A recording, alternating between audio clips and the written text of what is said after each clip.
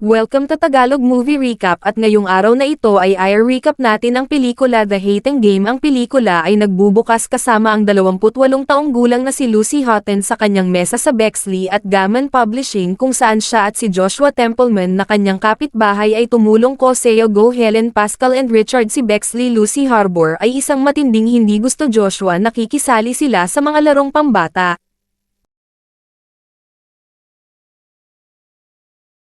Ginagawa kahit ang pinakasimpleng gawain mga kompetisyon. Ang paghamak ni Lucy kay Joshua nagpapalakas sa kanyang determinasyon na higaitan ang pagganap sa kanya sa trabaho. Siya mahanap ang kanyang sarili. Fixating sa wardrobe ni Joshua na napansin ang magkaibang shades ng blue ang suot niya araw, ngunit mga tanong kung bakit siya nag-iisip tungkol sa kanya sa panahon ng isang pulong. Ang mawala si Lucy ay lalong nagiging nakatutok sa pagtalo kay Joshua na kinain ni naiisip niyang pagsisihan niya si Crossing kanya-kanyang estratehiya at pinaplano ang kanyang sunod gumagalaw na nagpapatindi sa kanilang tunggalian. Pagkatapos trabaho tinawag ni Lucy ang kanyang ina na nagmungkahi sa kanya humanap ng lalaki para sa weekend outing. Lucy tinatanggal ang mungkahi, ngunit siya banggit ni nanay sa lalaki mula sa the office. Madalas na pinag-uusapan ni Lucy ang tungkol sa pag-spark ni Lucy pagkalito tungkol sa kanyang mga iniisip tungkol sa si Joshua. Noong gabing iyon ay napanaginipan ni Lucy si Joshua sa isang sexual na paraan na nakakagambala. Sa kanyang pagtulog sa paggising ay itinuturing niyang kadudadadang planong akitin siya para parehong makalusot kanyang isip at posibleng makapasok siya gulo. Kinabukasan bihis pag-alit na nakasalubong ni Lucy si Joshua na napansin ang kanyang kasuutan at ipinapalagay na mayroon siyang petsa na siya ay gumagawa ng mga plano na nagsasabing siya ay may nakilala mula sa opisina, ngunit sa katotohanang nag-iisa siya. Naghahanap siya ng pagpapatunay mas interesado sa kanya at sa kanyang kadate bilang sumakay sila sa elevator. Alok ni Josh sa kanya sumakay, ngunit siya ay tumanggi na nagpumilit. Naglalakad papuntang kafe, sabi ni Josh sa kanya high heels na tinutokso siya tungkol sa potensyal hindi komportable. Si Lucy ay nagalit sa simula, ngunit kalmado nang makita siya. Malapit sila magbahagi ng sandali habang tumitingin sila sa mata ng isa't isa na humahantong kay Josh. Pabigla-bigla siyang hinalikan sa elevator. Awkwardness ensues nang huminto ang elevator. Sa isang tense na kapaligiran ay binitawan ni Josh si Lucy papunta sa cafe kung saan naghihintay si Danny. Sa kabila ng alok ni Josh ng kanyang payong dapat bayaran sa ulan, tumanggi si Lucy at nagmamadali sa loob ay binati niya si Danny, ngunit nahanap niya ang sarili abala sa mga iniisip ng halik pagdadahilan sa sarili sa restroom. Sa hindi inaasahang pagkakataon ay nagpakita si Josh at hinarap siya ni Lucy dahil sa pang-abala sa kanya. Gabi pakiramdam manipulahin at naguguluhan sa mga makatagpo. Nagpapatuloy sa date nila ni Danny. Kinikimkim ang frustration kay Josh para kanyang panghihimasok sa susunod na araw. Lucy snoops sa pamamagitan ng mesa ni Joshua sa paghahanap ng misteryoso code sa kanyang planner ng isang bihirang Smurf figurine. Dumating sa mail puzzling. Dagdag pa ni Lucy sa sinabi ni Joshua tungkol sa kanya pagpapalaki sa isang strawberry farm. Hindi sinasadyang pukawin ang damdamin ng kalungkutan at pangungulila kay Lucy. Pagtanggap ng mga rosas at isang tala na pinaghihinalaan ni Lucy si Danny, ngunit nananatiling hindi sigurado sa trabaho. Lucy nakasalubong ni Josh na nagpropose na lumipat sila.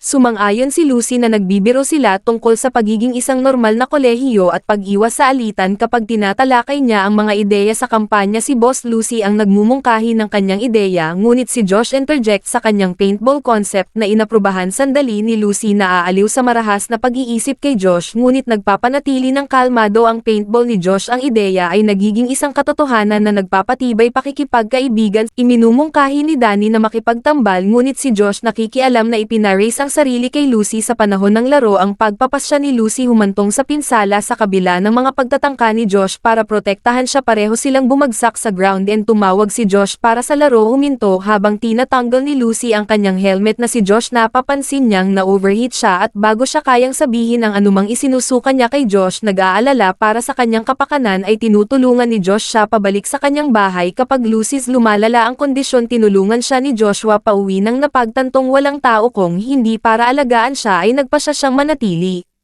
at tumulong sa kabila ng pagpupumilit na iyon ni Lucy. Umalis siya, nananatili siya sa tabi niya kapag si Lucy sumuka ulit. Tawag ni Josh sa kapatid niya na ay isang doktor upang suriin ang kanyang iniinom bentahe ng medikal ng kanilang pamilya background. Pagkatapos suriin ang kay Lucy Josh, pinayuhan siya ni kuya na magpahinga at dumalo sa gamot ni Lucy. Sa kabilang kwarto narinig ni Lucy na nakikipag-usap si Josh mga aksyon at binabalaan siya na huwag gumamit ng katulad mga taktika sa trabaho na ikinadismaya ni Josh. Pag-uod-joke sa kanya na umalis bigla nang Dumating si Lucy sa opisina ni Danny, lumapit sa kanya na may dalang mga bulaklak at escort sa kanyang opisina. Pagkaalis ni Danny, napansin ni Lucy ang mga labi ng strawberry juice sa kanyang desk. Ang isang detalye na mayroon siya banggit kay Joshua nang magkasakit siya. Lalong naging close sina Lucy at Joshua dahil sa kanya may sakit at napagtanto ni Lucy na wala siya sama ng loob sa kanya. Nasasaktan si Josh kapag si Lucy sinuklian ng halik ang kanyang pagmamahal sa pisngi at niyaya siya sa hapunan ng gabing iyon nang matuklasan ang katas at card sa kanyang mesa.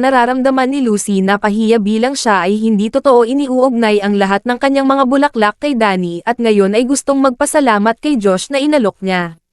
Ibalik ang pabor kahit nagmumungkahi dumadalo sa kasal ng kapatid niya, pero si Josh tinatanggihan ang kanyang pagsisikap na iginiit ni Lucy. Ang halik ay talagang espesyal sa kanya. Sa kabila ang paghalik kay Danny, Lucy ay walang nararamdaman at nagpasya silang manatiling magkaibigan bilang si Lucy. Pagdating sa kalye kung saan nakatira si Josh, nag-cross ang landas nila and she confessed that walang makakahalik sa kanya tulad ng ginagawa ni Josh. Pagmamasid sa kulay asul na itlog ng Robin ng kanyang silid tulugan ay tinanong niya ito tungkol dito at ipinaliwanag niya ang kanyang pagnanais para sa higit pa makabuluhang pagpapalagayang loob sa halip na nagmamadali sa pakikipagtalik. Pagkatapos makatanggap ng tawag mula sa natagpuan ni Joshua Lucy ang kanyang sarili na hindi magawa si Race lumaban sila. Ibahagi ang isa pang madamdamin sandali pero pinipigilan ni Joshua ang paghalik. Mamaya ay ipinaalam ni Joshua kay Mr. Bexley iyon hindi na siya nangangailangan ng tulong sa itinataguyod si Lucy sa trabaho na nakakaramdam ng pagkakasala para sa paggamit sa kanya sa isang coffee meeting kasama si Danny para talakayin ang presentasyon ni Lucy na babahala si Joshua sa araw ng kasal. Inutusan ni Joshua si Lucy na dalhin ang kanyang weekend bag sa trabaho. Kapwa atraksyon sa daan patungo sa kasal. Inamin ni Lucy kay Joshua na siya ay paksa ng isang erotikong panaginip siya nagkaroon at na siya sa una ay nagpunta sa isang makipag-date kay Danny dahil nagsinungaling siya pagkikita ng ibang taong kinagigiliwan nila sa hotel hanggang kay Joshua. Tawag sa kanya ni Nanay Elaine para humingi ng tulong wedding decoration. Sa pagbabalik ni Joshua, inaantok na si Lucy kay Joshua. Confide sa Lucy na sa mga nakaraang kababaihan na akit sa kanya dahil sa kanyang hitsura, ngunit kalaunan ay nakita siya para sa disenteng tao. Siya ay napapansin ni Lucy ang pagkabalisa ni Joshua ang kasal at nalaman na ang nobya si Mindy, ang ex-girlfriend ni Joshua na si Elaine. Tiniyak ni Lucy na nakikita siya ni Joshua.